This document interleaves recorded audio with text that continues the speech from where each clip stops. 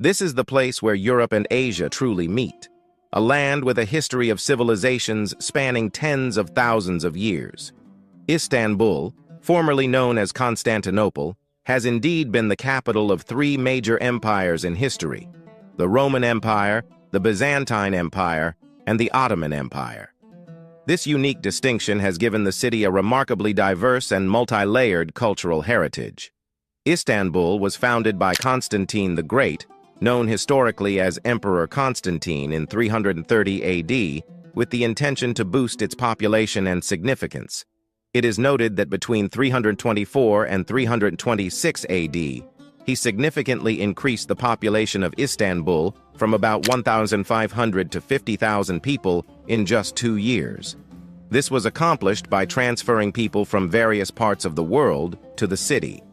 This rapid population growth was part of his efforts to establish Istanbul as a new imperial capital, which played a crucial role in the development and prominence of the city. Today, Istanbul has a population of about 15 million people. For 1,800 years, Istanbul has been a hub of diverse cultures and religions, much longer than cities like New York or London, which became multicultural much more recently. One interesting fact about Istanbul is that it is a very green city and not nearly as polluted as I expected, despite having over 15 million people. The streets are wide, and there are a lot of trees and beautiful parks. In fact, Istanbul's level of greenery and lower pollution levels are comparable to those of other large cities like London, Paris, and Madrid, despite Istanbul having a considerably larger population. Moreover, Istanbul Airport, which hosts around 65 million passengers annually, is one of the world's largest airports in terms of passenger traffic.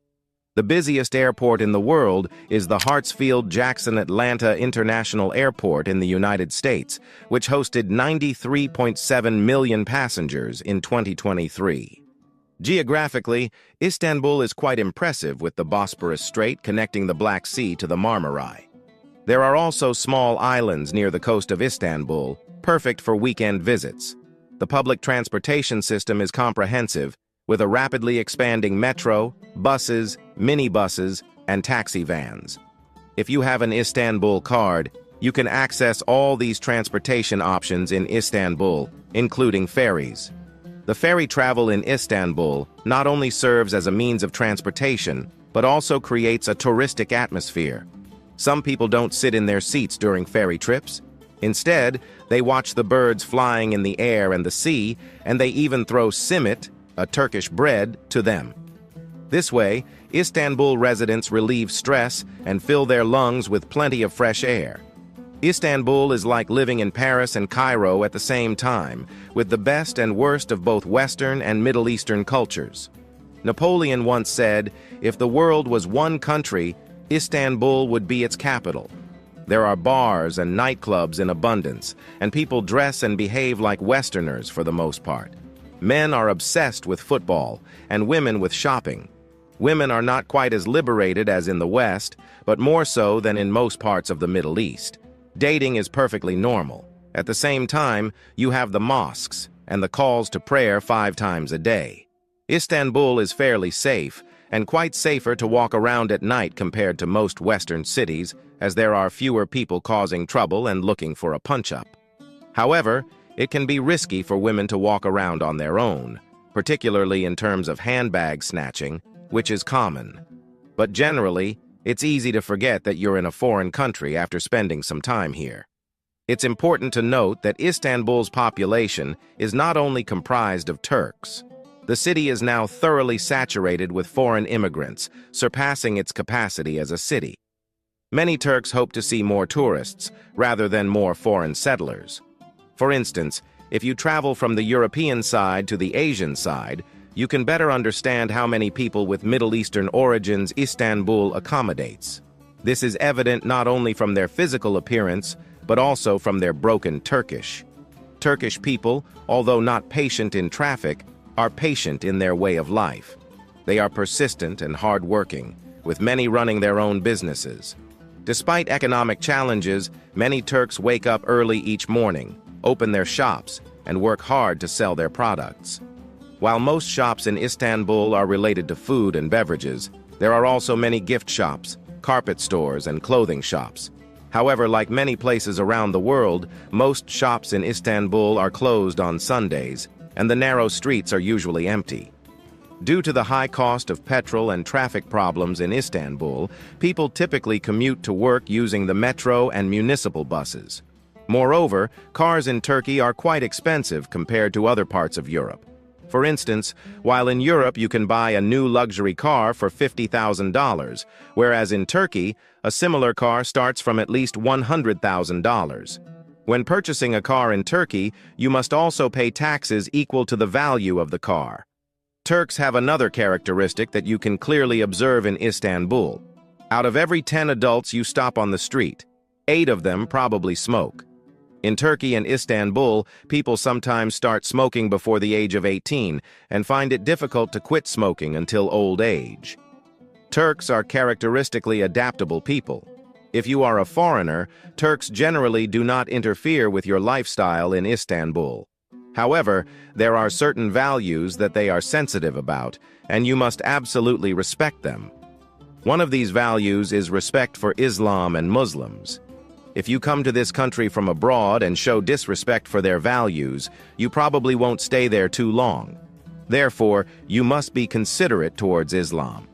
For instance, while Turkey as a whole is not overly religious, the population is strongly connected to their faith.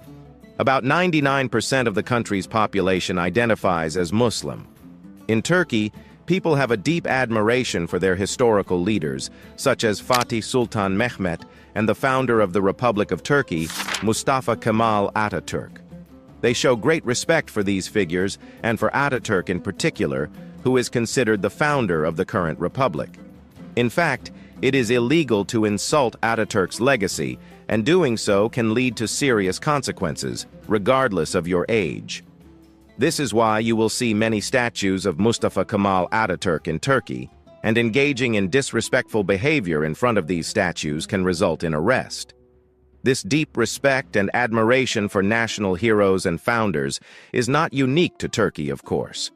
Many countries have similar attitudes towards their most influential historical figures. However, the extent to which it is codified into law in Turkey, with the potential for serious legal consequences for any perceived disrespect, is quite remarkable. Therefore, we can conclude that Turks are deeply religious and patriotic. If you adhere to their customs, you will be warmly welcomed.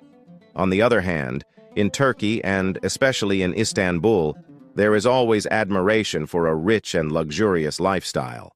Brands are highly valued here. The desire for a luxurious lifestyle and the ability to show off wealth is a significant aspect of Turkish society. From a young age, people here admire the lives of the wealthy, including their high-end fashion brands, luxurious cars, and opulent homes. The status and prestige linked to being able to afford and display these symbols of wealth are greatly valued in Turkish culture. When it comes to drinking, the government discourages alcohol consumption by imposing high taxes on alcoholic beverages, making them very expensive. This policy aims to reduce alcohol use among the public. As a result, many people cannot afford to buy alcohol. However, although Islam forbids drinking alcohol, it is quite common in Turkey, especially in the more secular, Western, and tourist coastal regions. Those who are addicted often make their own homemade drinks to continue their habit. Regarding food, Istanbul offers a wide range of tastes from all over Turkey. The culinary traditions inherited from the Ottoman Empire have given the Turks a strong sense of their own cuisine. This cross-pollination led to the development of iconic food like kebabs, dolma, baklava, and Turkish coffee. So they don't need to look elsewhere for inspiration. Those who visit Istanbul to try Turkish dishes are never disappointed, as Turkish cuisine is consistently ranked among the world's best. For instance, it is common for people to enjoy a lavish, spread-style breakfast at restaurants on weekends. A large table is filled with a variety of foods, and they spend a good part of their day enjoying a leisurely breakfast with their loved ones. If there's one thing that attracts tourists to Istanbul the most, it's undoubtedly Hagia Sophia and the Blue Mosque. In the past, Hagia Sophia used to be a museum, but it has been reopened as a mosque in recent years. The Blue Mosque is a grand structure with 6 minarets. These two landmarks are situated facing each other, and the space between them has been converted into a square called Sultanahmet Square, which is a must-see for tourists in Istanbul. This area is well maintained and clean, reflecting the Turkish desire to present their most valuable areas in the best possible way to visitors from outside. In Istanbul, one thing is common for everyone. People are very friendly to foreigners and even smile when they see a camera. They enjoy helping you, chatting with you, and learning where you're from. Almost every shop has someone drinking tea outside, and offering you tea makes them happy. Afterwards, they would want to find a common ground with you and continue the conversation on that topic. However, if you are a refugee from places like Syria, Afghanistan, or Pakistan, they might not show similar attitudes towards you. As seen in the news, many Turks express their dissatisfaction with the large number of refugees currently in the country. Istanbul is one of the leading cities in this regard, and the shopkeepers there can no longer tolerate more refugees. Turks, in general, do not like people who directly or indirectly harm their homeland, regardless of their country of origin. Istanbul is facing a long-term water problem, with refugees sharing the city's water sources with locals. Many of these refugees receive support from the state, but some also compete with locals for jobs by working for lower wages. This has led to disturbances in public order in certain areas and frequent problems in landlord-tenant situations. Istanbul and Turkey, in general, are shouldering a significant part of the world's refugee crisis. As a result, the people of Istanbul can be prejudiced and unwelcoming towards those who are not tourists and have refugee status. This situation has been ongoing for the past 13 years, and there are currently no concrete plans for the permanent return of these refugees. Moreover, Turkey is facing a significant inflation problem, with the prices of products increasing by more than 100% yearly. Salary increases, if any, are far below the rate of inflation, leading to heightened stress levels among the people. Shop owners struggle to keep up with high rents and taxes, while consumers face challenges in accessing products. The current minimum wage in Turkey is around $570 per month, making it one of the lowest in the world. As salaries in Turkey rarely outpace inflation, people's purchasing power remains stagnant or declines. For instance, in affluent neighborhoods and districts in Istanbul, rents can easily surpass 20,000 Turkish lira, which is over $700. Given that half of the population works for minimum wage, many people in this city find it challenging to make ends meet. This brings us to the end of the video. See you in the next one. Goodbye.